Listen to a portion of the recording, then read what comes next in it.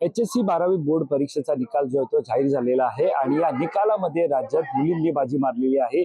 मुलांचा दुसरा क्रमांक आलेला. मात्र असं असलं तरी कुठलाही विद्यार्थी जेव्हा परीक्षेला बसतो आणि पास होतो त्याच्या मागे मोठं हातबळ असतं, ते म्हणजे शिक्षकांचं असतं आणि त्यांच्या सोबतच पालकांचं सुद्धा असतं. त्याच पालकांसोबत आता आपण बातचीत करणार आहोत. काही विद्यार्थ्यांचे पालक आहेत, त्यांच्याशी आपण बातचीत करणार आहोत. सर्वप्रथम मला तुमच्याशी विचारायचं आहे, तुमच्या मुलीचं नाव काय आणि तिला किती पर्सेंटेज मिळाले? माझा मुलगा आहे गौरव शिवानंद विरवंडेकर आणि त्याला 90% मिळाले. 90% मिळाले. बरं, दरवर्षीचा निकाल जर पाहिला यामध्ये तर मुली बाजी मारतात, मुलं कुठेतरी अभ्यास करण्यामध्ये थोडे मागे राहतात, असं कुठे आहे का? मात्र तुमच्या मुलाने 90% काढले, काय सांग?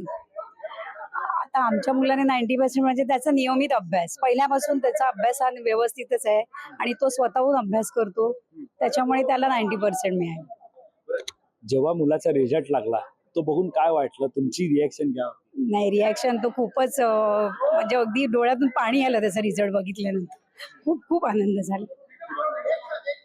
खर तर हे अश्रू जे आपण पाहतोय ना, हे अश्रू हे खरं तर विद्यार्थ्यांचे, खरं तर त्यांच्या श्रमाचे हे आनंद अश्रू आहेत. कारण प्रत्येक पालकांना वाटत असतं की आपल्या मुलाने नियमित अभ्यास करावा आणि जास्तीत जास्त गुण मिळवावे, आणि तेच आपण पाहतो की इथे यशस्वी झाल्याचं पाहायला मिळतंय. आणखी काही सुद्धा मला सांगायची वाटते की आम्ही ट्युशन्स घेतो, म्हणजे दोघंही आम्ही ट्युशन्स घेतो आणि त्या एवढ्या ट्युशनच्या गोंधळामध्ये तो अभ्यास करायला बसायचा.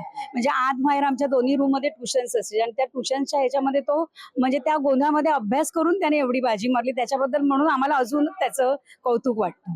बरं बाबा, तुमच्याकडे येतो मी. थोडक्यात मला जाणून घ्यायचंय, काय वाटतं तुमचा मुलगा पास झालेला? खूप आनंद आहे आणि तो पहिल्यापासून तसा अभ्यासात हुशारच होता. शाळेमध्ये सुद्धा टॉपिंग मध्ये आला होता आणि आता जसं सांगितलं की अभ्यास कॉन्सन्ट्रेशन करणं, गोंधळामध्ये सुद्धा कॉन्सन्ट्रेशन करणं आणि आपलं उद्दिष्ट काय आहे त्या उद्दिष्टापासून त्याने हे नाही केलं. आणि एक सगळ्यात महत्त्वाचं, इलेक्ट्रॉनिक्सच्या विषयात त्याला 199 पडले. कॉलेजमध्ये पण तो इलेक्ट्रॉनिक्समध्ये टॉपमध्ये आलेला आहे आणि खूप आनंद आहे. खूप आनंद आहे. बरं, ज्या प्रकारे आपण पाहतोय की हे होते आई बाबा होते ज्यांच्या मुलाने 90% मिळवलेले आहेत. माझ्यासोबत एका विद्यार्थिनीची आई सुद्धा आहे, तिच्याशी आपण संवाद साधणार. हातात पेढे घेऊन येतात तुम्ही, मुलगी पास झालेले, चेहऱ्यावरती आनंद आहे, काय सांगेल? अप्रतिम. खूप छान, तिने 93% मिळवलेत. तिला फ्रेंचमध्ये 99 मिळालेत. तर लँग्वेजमध्ये आपण नेहमी म्हणतो की मुलं थोडी मार खातात, पण तिने ते खोटं करून दाखवलंय आणि तिने आज खरंच म्हणजे मला खूप प्राऊड फील होतं, तिच्या बाबांना सुद्धा आणि सगळ्या फॅमिली मेंबर्सना सुद्धा. तिने खूप मेहनत घेतली तिच्याच हिशोबाने. तिने क्लासेस नाही लावले कधीच, 10वी सुद्धा नाही.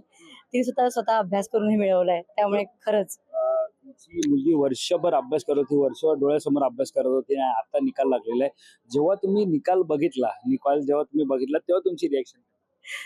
वाव, याच्या व्यतिरिक्त काहीच नाही बोलू शकणार. आणि म्हणजे खरंच कमाल होती.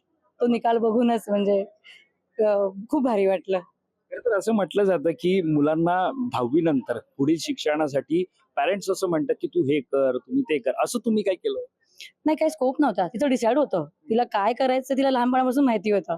त्यामुळे तिने ते 10वी सुद्धा ती पहिली आली स्कूलमध्ये डोंबिवलीमध्ये आणि तिने डिसाईड केलं की तिला ह्याच कॉलेजला यायचंय.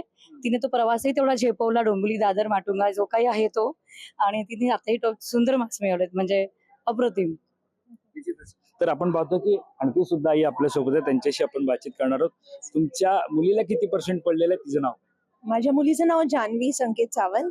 तिला 89% मिळाले आहेत ओव्हरऑल, पण लॉजिकमध्ये तिला 100% मार्क्स आलेले आहेत. त्याच्याशिवाय फ्रेंचमध्ये 94% आलेत.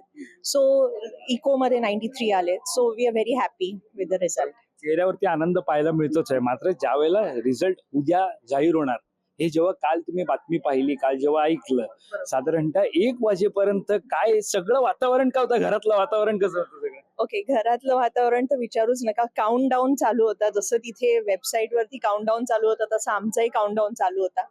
पण रिझल्ट ॲज एक्सपेक्टेड होता की व्हॉट एव्हर शी डज ती व्यवस्थितच करणार आणि आम्ही खूप खुश होतो. वर्षभर ती अभ्यास करत होती तुमच्या डोळ्यासमोर? नॉट एक्झॅक्टली, कारण ती क्रिकेट आणि हे सांभाळून तिने हे केलेलं आहे. त्यामुळे अर्धा वेळ ती समोर रुईयाच्या ग्राउंडवरती होती, अर्धा वेळ कॉलेजमध्ये होती. सो परफेक्ट बॅलन्स तिने मेंटेन केला स्पोर्ट्स आणि एज्युकेशनचा, आणि आता जेव्हा तिला रिझल्ट आलाय so we are very happy with the result. आमची बातचीत केल्यासोबत धन्यवाद. तर आपण पाहतोय की हे सगळे होते विद्यार्थ्यांचे पॅरेंट्स होते ज्यांनी आपलं मनोबल आपल्याशी बातचीत करताना व्यक्त केलेलं आहे. कॅमेरा पर्सन अवधेश कोरीसे, मी वैभव पाटील, मुंबई.